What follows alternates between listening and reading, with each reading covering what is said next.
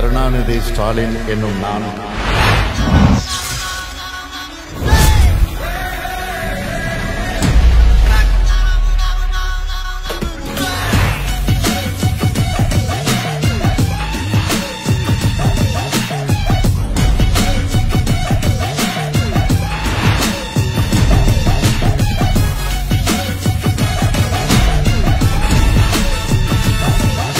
மிக குறுகிய காலத்துல இவ்வளவு திட்டங்களை தீட்டினது ஒட்டுமொத்த இந்தியாவில இப்ப இருக்கிற திமுக அரசா தான் இருக்க முடியும்.